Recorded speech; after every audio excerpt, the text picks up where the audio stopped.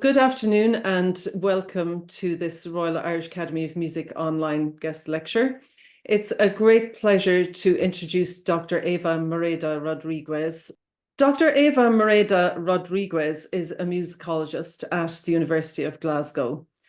A specialist in the political and cultural history of music in modern Spain, she is the author of Music and Exile in Francoist Spain, published by Ashgate in 2015, Music Criticism and Music Critics in Early Francoist Spain, published by Oxford University Press in 2016, and numerous articles and book chapters.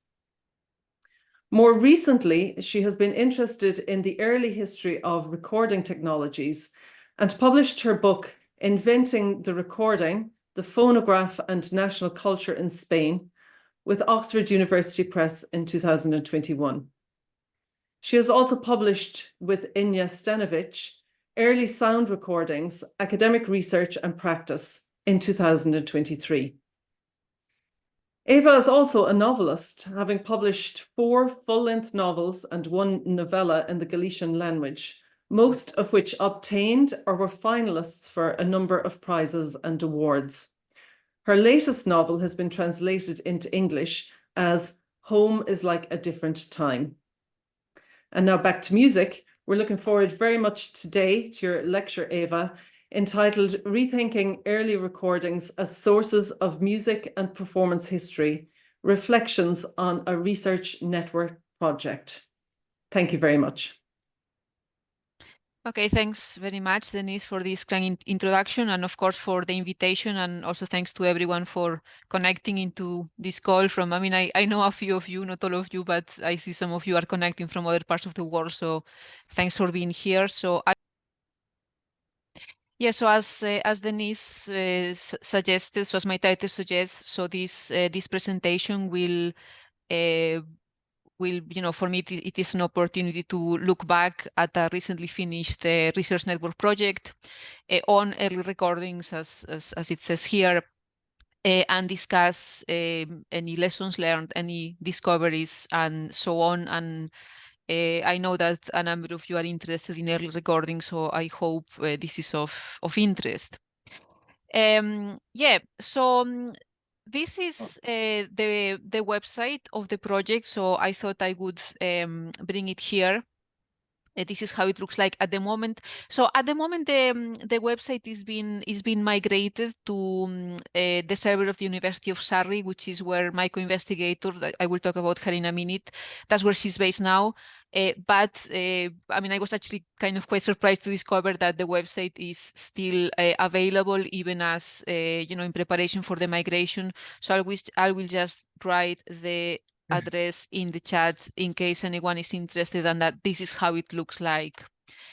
Redefining early recordings as sources for performance practice and history. That's a bit of a mouthful of a title, but that's the name of the that was the name of the project. So this was an AHRC-funded research network. So the AHRC is the Arts and Humanities Research Council in the UK, and they used to offer funding for research networks. Now they have changed their schemes, but we were lucky enough to benefit from this scheme, which it aims to fund networks and initiatives that bring researchers together. And I will explain what kinds of people we wanted to bring together. So I was the PI, my co-I was Inya Stanovic, who is now based at Surrey University. When we say early recordings, again, this is a question that we had to face a number of times. When I say early recordings, what do I mean, or what did the network mean? So I know there are a number of definitions of this term. Roughly speaking, we focused on pre-1945 recordings, which includes pre-electrical recordings, both on gramophone, so wax cylinder, and so phonograph, wax cylinder, gramophone, disc, and then the electrical era, so 1925 to 1945. I suppose we did focus more on pre-1925 than in the 25-45 period, but roughly speaking, it's pre-1945. So the network ran from March 2021 to March 2023. We organized 5 symposia, 4 in the UK, 1 in Berlin. Three of these were live streamed through YouTube. We had about 30 participants, either giving papers or performing, and I will talk more about the performances later on. And after the network concluded, as I said earlier, well, last year actually, Inia and I have been working on setting up a permanent network or forum on early recordings research. ERA is going to be the name, and actually Inia is now, as we speak, working on it, and we already have a website that hasn't gone live yet. But very soon we will be able to publicize it, and you will be able to join. It will be free to join, so you will be able to join us if you know, if you are interested. So what is the problem or the issue that the network wanted to address? Well, I personally started conducting research on early recordings around 2015, so it's like almost 10 years already, I've just realized. And something that became quite obvious to me from the very beginning, which I thought set this topic of early recordings apart from other kind of topics I had conducted research on, was that interest in and knowledge about early recordings exists in a range of separate communities. Okay, so obviously we have librarians, sound archivists. So obviously they will be looking at early recordings from a specific point of view, which might have to do with conservation and with collecting, cataloging. So they look at early recordings in that way, as opposed as artifacts or as archival items. Then, of course, sound engineers as well. So there was a small but very active community of sound engineers who had this interest in early recordings, in the technologies, in their modern digitization, and so on. So obviously they will be looking at early recordings from a different point of view. Maybe from the point of view of the technology and how to bring it back to life in modern times and so on. Record collectors as well, a very active community. I was amazed, I am still amazed at the amount of knowledge on early recordings that exists within record collectors communities, which maybe doesn't really transpire beyond that, which is a shame. We can talk more about that, but that's something that became apparent to me quite early on, like how much early recording collectors know about some repertoires or some artifacts and so on. And then, of course, within academia, there is also, or there was also an interest in early recordings. But even within academia, again, it soon became clear to me that in reality we have like different communities of academics, different disciplinary kind of communities looking at recordings, at early recordings in kind of slightly different ways, and that sometimes they kind of didn't really talk to each other much, so to speak. So among these fields of academic inquiry, so we have, for example, the field of sound studies, a really interesting field, really has developed in the last couple of decades. Obviously, sound studies, so focuses on cultural uses, cultural discourses about sound. So Jonathan Stern, author of The Audible Past, which is an absolutely classic book for early recordings, Lisa Gittelman. So they will look at things like why did recording technologies develop in the first place? So what kind of cultural discourses did they engage with or responded to? Then cultural and literary studies. So, for example, John Picker, who is an expert on Victorian literature and the roles of the phonograph and gramophone in them. History of science and technology, again. So another subdiscipline that has engaged with early recording. So Emily Thompson, for example. Popular music studies, again, a really interesting field. So some of you might know Pekka Grono's history of recorded music. And popular music studies has often focused on recordings as in the recording industry. So how did these recordings give rise to a whole industry that, of course, completely changed the face of music and actually gave rise to the idea of popular music and so on. Then, of course, recordings can also be studied from a material culture point of view. So, of course, they have a materiality, which in turn generates some meanings. So, Elodie Roy has done some really great work on that. And musicology as well has, of course, dealt with early recordings, perhaps in a belated way. But I think by now we do have a growing corpus of musicological work on early recordings. But even within musicology, again, we have again some different branches or different fields, different approaches, which I've tried to summarize in this slide. So we have what has been called the Leeds School. So Clive Brown, Neil Perez da Costa, George Kenaway as well, who is here. I think probably he can be classed as part of that. So this is a group of researchers who have really engaged with early recordings as sources for performance practice. So it's mostly about what kinds of performing practices can be inferred, can be gleaned from those recordings. CHARM, so that's the Center for the History and Analysis of Recorded Music. So this was, I don't know if probably some of you will be familiar with this. So basically, this was a very large project which took place around 2005, 2009, something like that, in the UK, again with HRC funding. So they are very influential, at least in the UK, they are very influential, like in terms of the study of early recorded music. They focused a lot on analysis, so rather than it being kind of more practice-led, like the Leeds School, it was very analysis-focused. So Nicholas Cook was one of the main people. Obviously, Nicholas Cook is kind of more They pioneered as well a lot of empirical methods, so computer-based methods. I'm trying to, so for example, they invented Sonic Visualizer, which is a software that you can use to analyze recordings, generate like a range of visualizations. So they are very, they are still very influential, I would say. And then another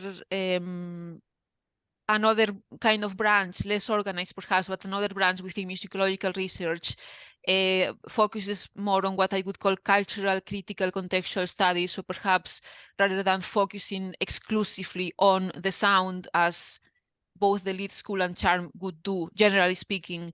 So we have people like Mark Katz who talk much more about so how the phonograph and the gramophone influences like listening practices, or others talk about the repertoires and so on. So we have like, or at least when when I first started conducting research on early recordings, I realized, well, there is all these communities, all these people talking about early recordings in different ways, which in a way proves like how rich early recordings are, like how many perspectives you can impose on these things, on these objects. But sometimes I felt perhaps, there is a bit of, or there can be a bit of a disconnect between these different ways of understanding early recordings, and perhaps it would be great to, to bring some of them together. Because for example, when I myself started reading about early recordings as a musicologist, I gained a lot, for example, from sound studies people and material culture people. So I felt like reading those kinds of works had really expanded my understanding of early recordings. But maybe I was seeing, well, maybe other musicologists are not kind of very aware of these discourses. So basically the network attempted to bring together some of these individuals.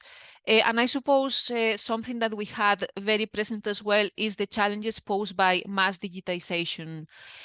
So it's not that the project wanted to digitize recordings or come up with a standard for digitizing recordings. So that was not the sort of aim of it.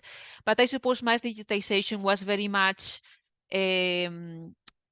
as part of the picture. So we were very aware that mass digitization has probably really transformed the way that people engage with early recordings.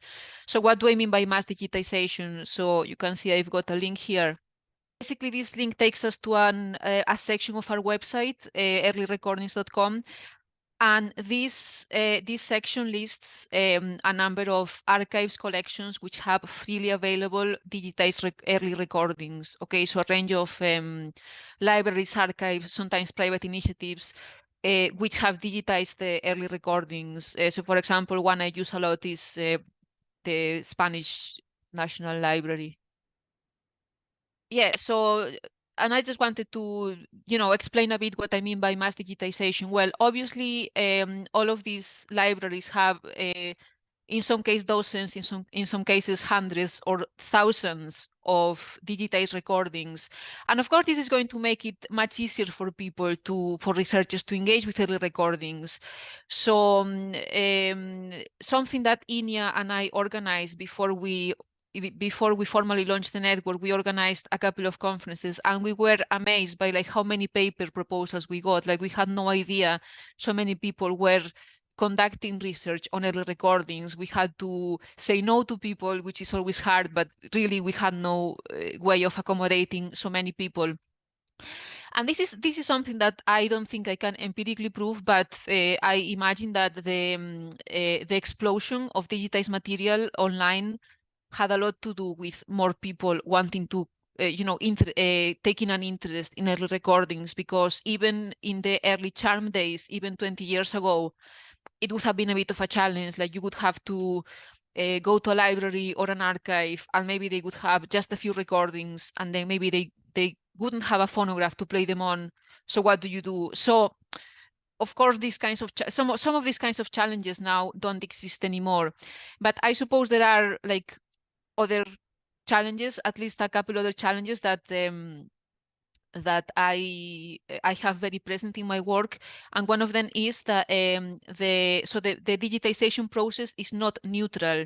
So a digitization process requires requires skill from the technician, from the sound curator, and so on. So sometimes the standards to which these digitizations are done can vary, can change quite a lot. Sometimes there is no uniformity. Another issue sometimes is that, of course, some libraries, some archives, some countries will have money to digitize recordings. Some others won't have that money. Sometimes some decisions are made on digitizing certain repertoires over others. Sometimes these decisions are clearly spelled out on the websites. Sometimes they are not.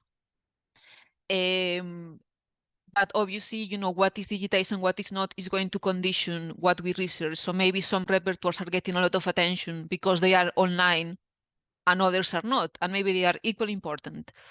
So obviously, the digitization, I'm obviously very grateful for all of these initiatives, but we have to be aware that it can also condition what we research and how we research it.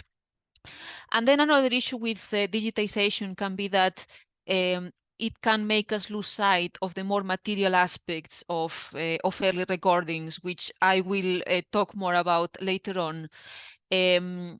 But sometimes if we have only listened to early recordings through digitizations, through our computer, through these kinds of devices, we might lose sight of some of the most embodied aspects of the early recording experience, and perhaps this is also going to shape the kinds of conclusions, the kinds of knowledge that we can come up with about early recordings. So that was very much at the back of our minds. Okay, I think we are in a very interesting time for research into early recordings, in that all of this material is coming to light, but we have to also, we have to exert this critical distance.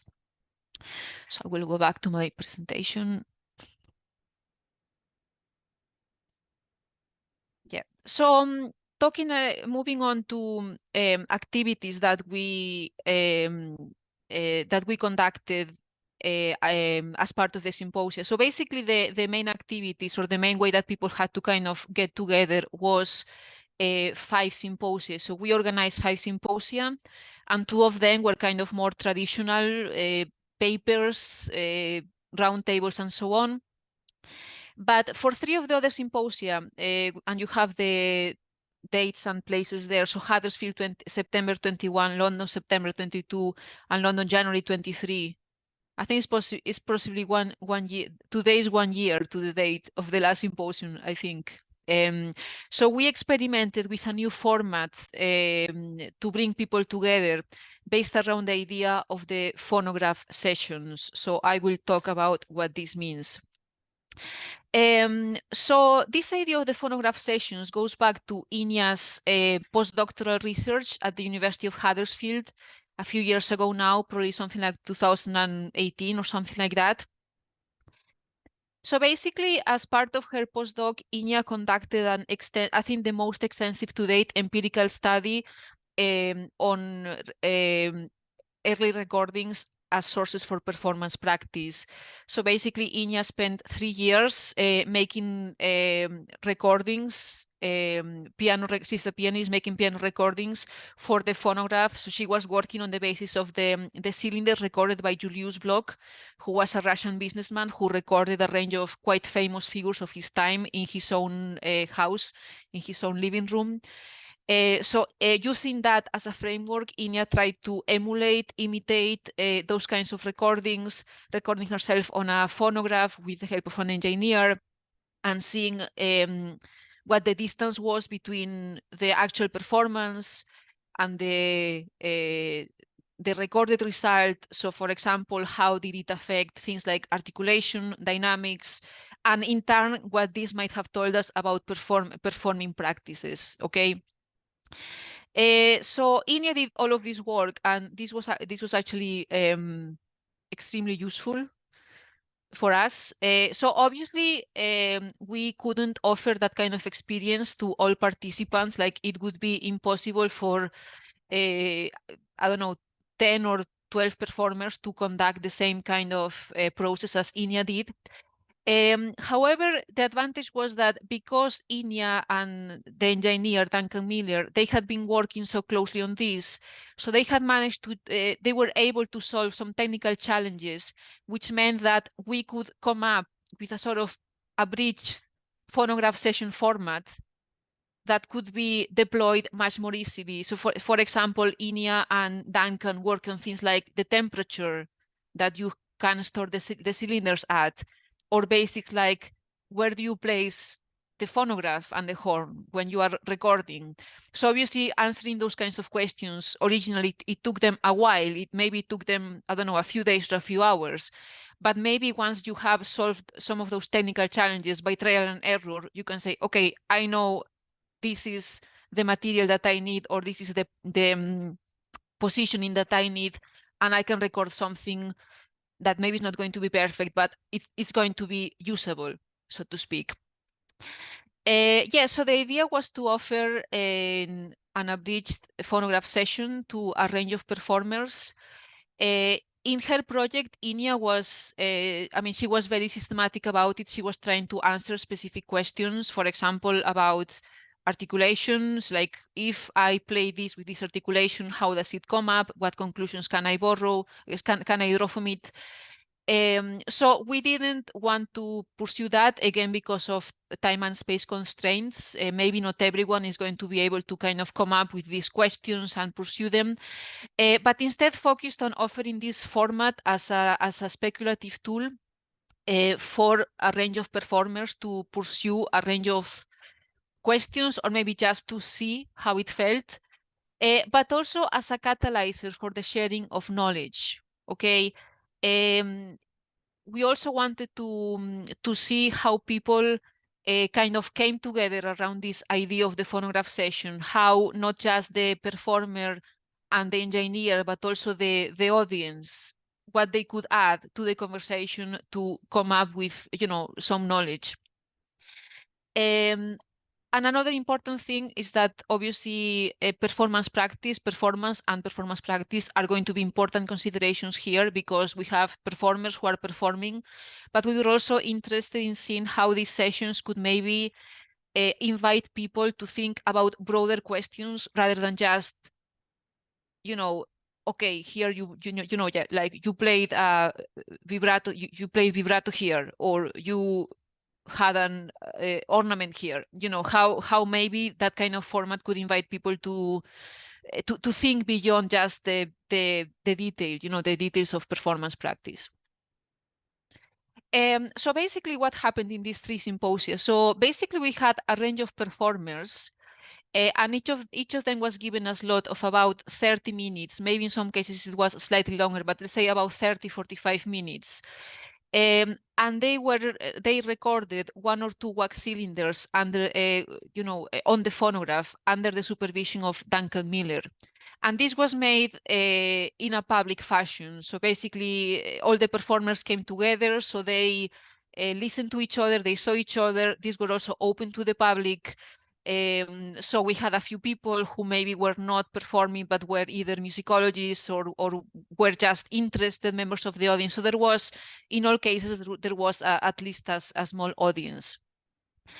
So the repertoire to record, typically it was decided beforehand. I mean, obviously it was prepared beforehand.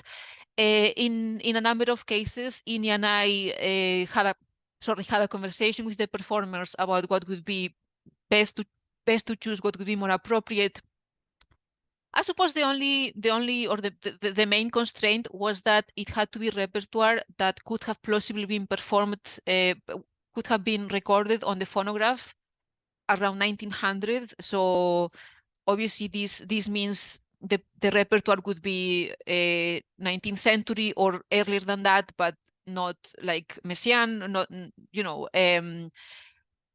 and also, we were also quite open to this idea that in early recording, sometimes you find repertoire that nowadays we don't listen to it anymore because it's kind of very sentimental or it's quite old-fashioned. So in a way, we were kind of quite inviting of those kinds of pieces, again, as an experiment. I mean, we did have some, for example, some early music as well, but obviously it has to be like something that someone would have recorded on the phonograph in around 1900. Sometimes we did have specific recordings as a reference. So sometimes we said, well, yeah, I want to record this piece. Okay, there's this recording of this piece that maybe you can listen to beforehand or refer to. But sometimes it was just, well, there is no evidence of this piece having been actually recorded, but plausibly it could have been recorded because it's the right era and it's the right kind of spirit and so on. So in terms of the performers that took place, yeah, we had a range of different performers.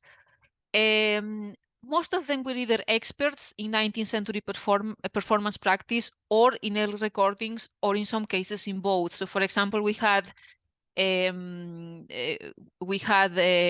some people who, are quite well known for their engagement with 19th century performance practice, but maybe they had never really engaged with early recordings. On the other side of the spectrum, I suppose, I mean, I did a recording as well, which I can show to you at the end. And I am not primarily a performer, I'm mostly a musicologist, but I know, I would like to think I know something about early recording. So I suppose people were familiar with either one or the other, or in some cases with both. So most of the performances were solo performances with piano. So we had, again, a range of instruments. We had strings, woodwinds, clarinet, French horn, singing. In one of the sessions, which I'll show you a video if we have time, we tried small ensembles of a maximum of 4 people. And again, this was also very kind of historically correct. So I mean, as you might know, the phonograph could only really record relatively small ensembles. Like a full orchestra is not, was not really the done thing. So it was mostly, yeah, like you could have like an opera aria, but with piano accompaniment rather than with a full orchestra. So that, again, was quite in the spirit. In terms of the process, let's look at the photographs before I kind of talk you through. Because we have a few photos from this is from the first time that we did this, which was in Huddersfield. So just to give you an idea of how things looked. So seems I cannot make it bigger, but here you can get a sense of how the space look, which might look kind of a bit disorganized and not very glamorous.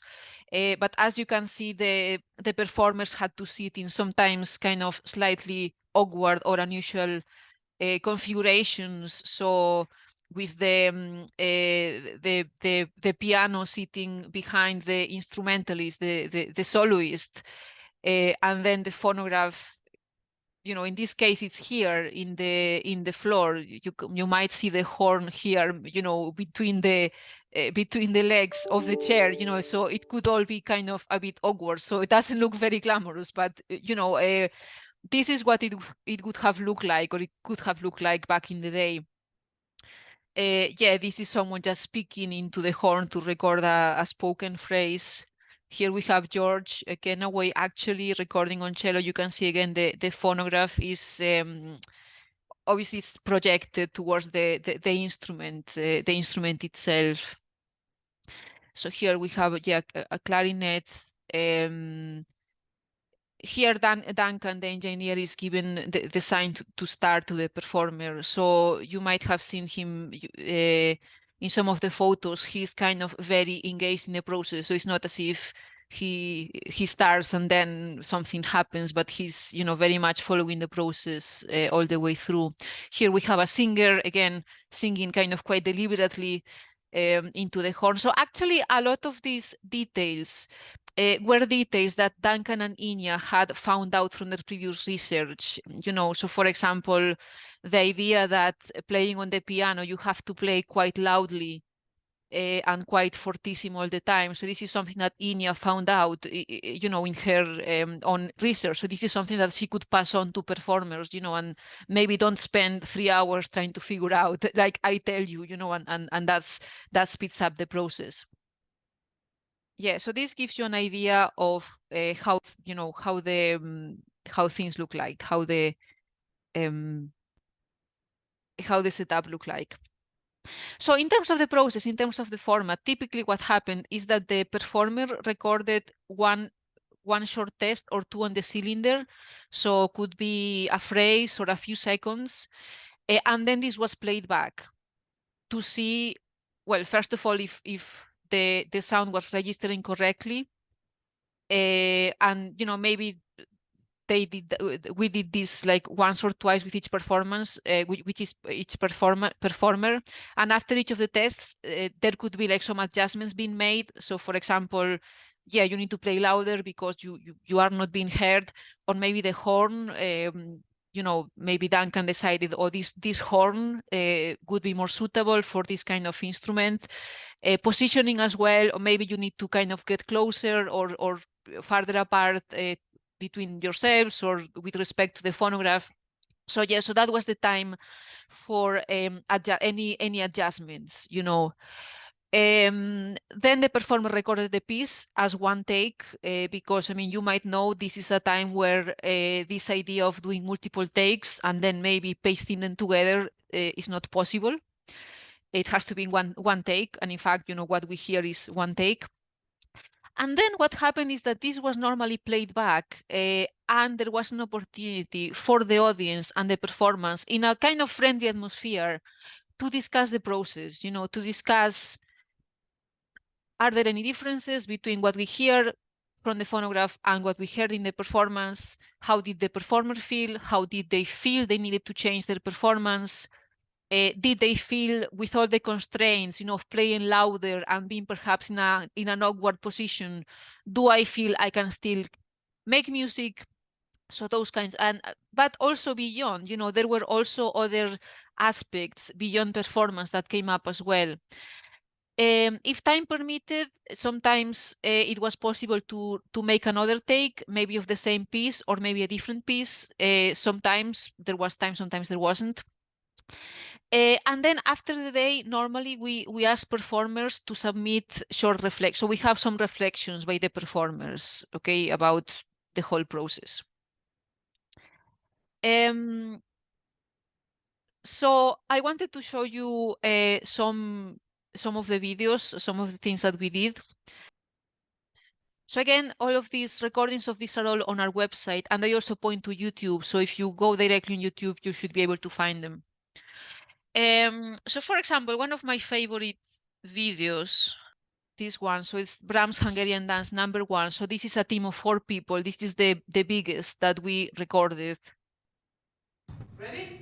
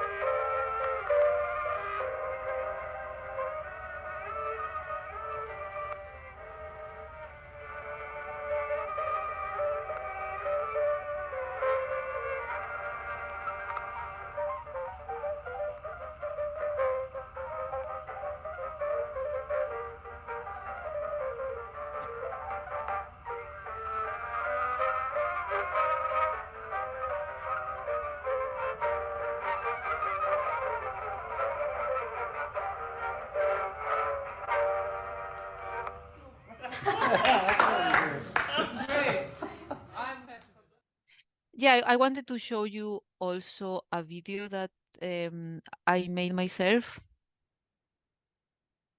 at one of the symposiums. So where I'm singing zarzuela, so Spanish kind of musical theater.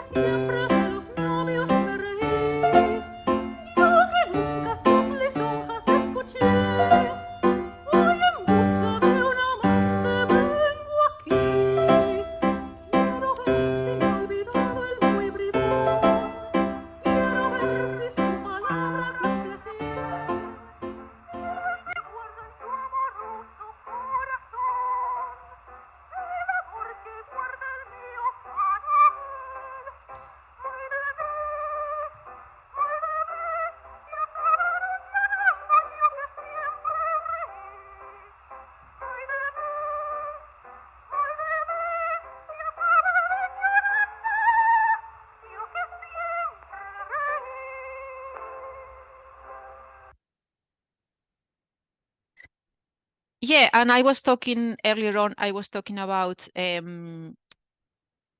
what kinds of knowledge was there an opportunity to, to share after the um, the recording session. So again, we have some of that documentation on our website.